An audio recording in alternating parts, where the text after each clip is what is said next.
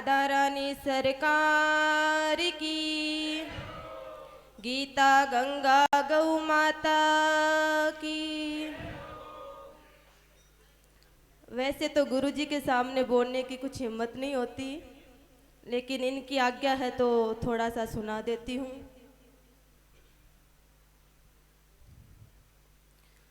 कृष्णाय वासुदेवाय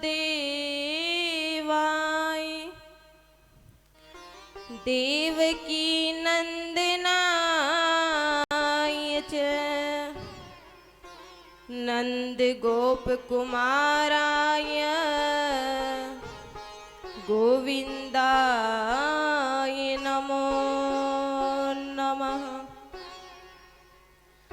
गुरुर्ब्रह्मा गुरुर्विष्णु गुरुर्देव महेश्वर, गुरुर्साक्षात् परं ब्रह्म तस्मै श्री गुरुवे नमः। मैं हूँ श्री भगवान का और मेरे श्री भगवान, अनुभव ये करते रहो तज ममता अभिमान। कि राधे मेरी स्वामिनी और मैं राधे को दास, जन्म जन्म मोहि दीजिए श्री वृंदावन को बास। हरि ओम नमो शु परमात्मने नमः, श्री गोविंदाय नमो नमः, श्री गुरु चरण कमलेभ्यो नमः, महात्माभ्यो नमः, सर्वेभ्यो नमो नमः। परम दयालु परम कृपालु पतित पावन दीनानाथ भगवान के पावन चरणों में सादर प्रणाम करते हुए, भागवत भगवान के पावन चरणों में सादर प्रणाम करते हुए, व्यासपीठ पर विराजमान परम पूज्य गुरु जी के चरणों में सादर प्रणाम करते हुए, कथा में पधारे आप सभी हरि भक्त माता भाई बहन बुजुर्ग सभी के चरणों में सादर प्रणाम करते हुए, ऐसी कोई योग्यता नहीं है कि सत्संग के विषय में आपको कुछ भी बता पाए, लेकिन भगवान की कृपा से और गुरु जी के आशीर्वाद से और आप सब लोगों के आशीर्वाद से जो भी मिला है वो आपकी सेवा में निवेदन है। कहा कि बिनु सत्संग विवेक न होई और राम कृपा बिनु सुलभ न सोई। कि सत्संग के बिना विवेक जागृत नहीं होता और वो सत्संग राम जी की कृपा के बिना सुलभ नहीं होता। महाराज जी ने बताया था कि ये संतों की महाराज तपोभूमि है और संतों के तो दर्शनों से भी लाभ होता है, पाप कटते हैं। इस विषय में आपको एक छोटी सी कथा सुनाऊं।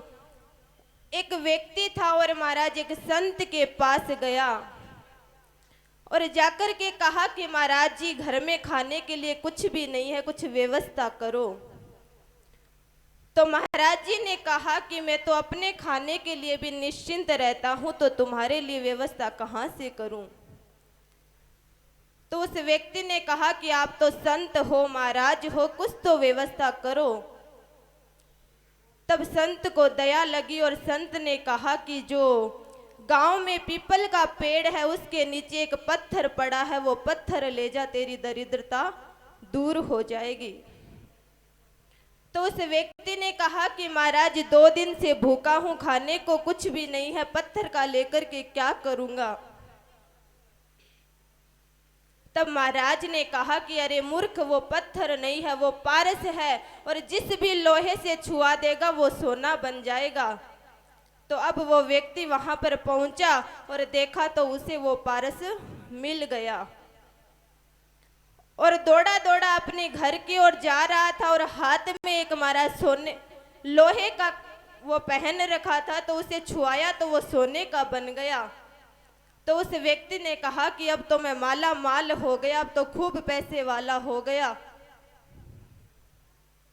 और जितनी तेजी से महाराज अपने घर की ओर दौड़ा था, आधे ही रास्ते पहुंचा था कि वापस महाराज उस जो संत थे उनकी वापस उनकी ओर दौड़ा और बीच में एक नदी आई तो नदी में उस पारस को फेंक दिया और दौड़ा दौड़ा संत के पास आया तो संत ने कहा कि क्या हुआ, मिला नहीं? बोले नहीं नहीं महाराज जी, मिल गया था। तो बोले मिल गया तो अब वापस क्यों आया है और उस पारस का क्या किया? तो उसने कहा कि महाराज जी पारस तो मैं नदी में फेंक आया। तो महाराज जी ने कहा कि अरे मूर्ख, वो पारस था, तेरी दरिद्रता दूर हो जाती, उसे नदी में क्यों फेंक दिया? तब उस व्यक्ति ने कहा कि महाराज मुझे पारस नहीं चाहिए, अब तो मुझे वो मणि दे दो जिस मणि को प्राप्त करने के बाद में आपको पारस पत्थर तक की कामना नहीं रही। तब महाराज ने कहा कि वो तो एक ही मणि है, वो है कि राम नाम मणि दीप धरू और जी है दे हरि द्वार, तुलसी भीतर बाहर हूँ जो चाहसी उजियार। कि वो तो एक ही मणि है और वो है राम नाम रूपी मणि। इस जीव रूपी देहली पे राम नाम रूपी मणि दीप को रख लो तो अंदर का भी प्रकाश हो जाएगा और महाराज बाहर का भी प्रकाश हो जाएगा। तो संतों के तो दर्शनों से भी पाप करते हैं, संतों का संग करो, क्योंकि कहा कि जैसा करोगे संग और वैसा चढ़ेगा रंग। इन्हीं शब्दों के साथ में मैं अपनी वाणी को विराम दूंगी और महाराज जी का बहुत बहुत धन्यवाद जो मुझे बोलने का समय दिया, मेरी वाणी को पवित्र करने के लिए मुझे अवसर दिया बोलने का। और आप सभी लोगों का भी बहुत बहुत धन्यवाद जो आपने महाराज 5 मिनट बैठ कर के सुना।